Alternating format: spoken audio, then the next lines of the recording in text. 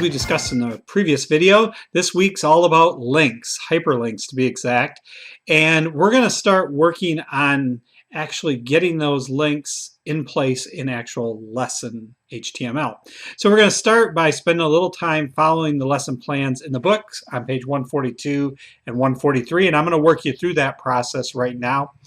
Starts off asking you to rename the files, and what we really want to do is we want to rename a copy of the files so that we'll have the original files to go back to do the exercise again, or if there's ever any reason why we have to start over, they'll be available. So I'm going to open each of the files. There's an HTML underscore F-1, F-2, F-3, and F-4. We're going to rename them according to the names that they've asked for in your textbook. I'm doing that right now. I also have one cascading style sheet, and I'm going to rename that as well. If you need a little more time to do that, go ahead and open all of these in Aptena, do a file, save as, and pause the video right now and come back when you're done with that, and we will get started on the next step. Now that you've completed the renaming or copying and renaming of all the files in this week's lesson, you'll notice that you had the original files, the HTML underscore F files, as well as the renamed files About Us, Index, Reserve, Rooms, and Styles.css. The next thing you're asked to do is to go ahead and put your name and the date in each of these files in the comments section. I would suggest that you just build out one like I'm doing here, copy your name and date, and then just paste it into each of the files.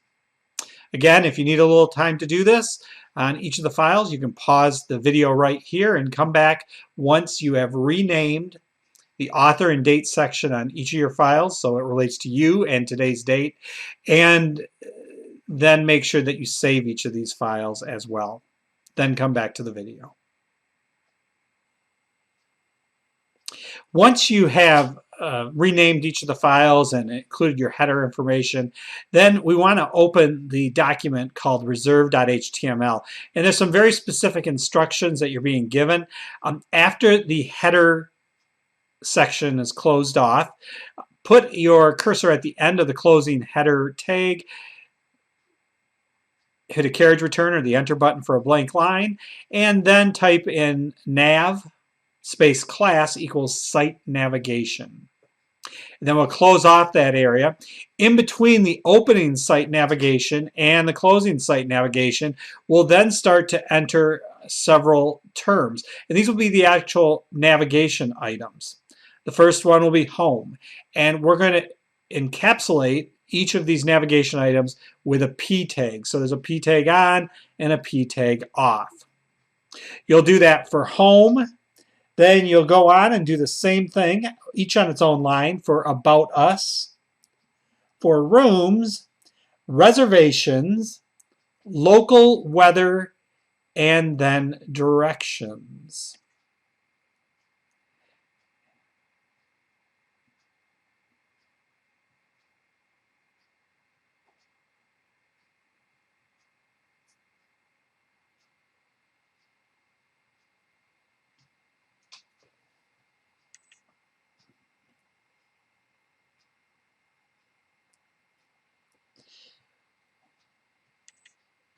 Once you have each of these items in place, now is the time to go to step number 6, where we're actually going to create or change these into links.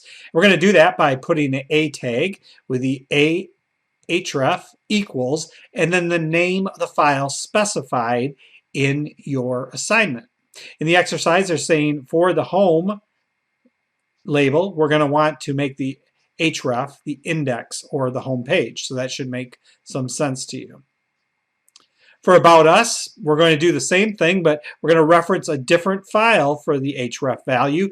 We're going to reference a file called aboutus.html. These are all files that already exist. We know they do because we just created them by renaming the source files. So there is a file that's actually called aboutus.html.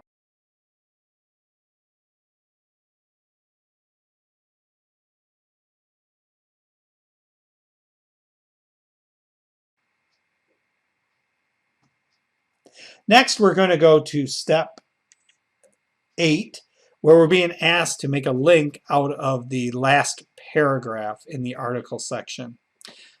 And we're going to put an href, and you'll notice that we're going to use a different type of resource name.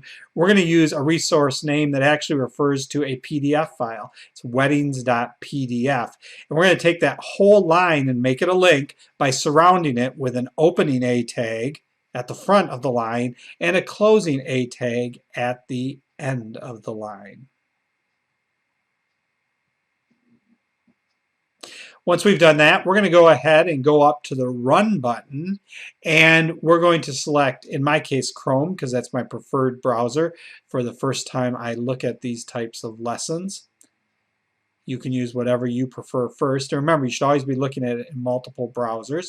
When we pull it up in Chrome, it's looking fairly decent.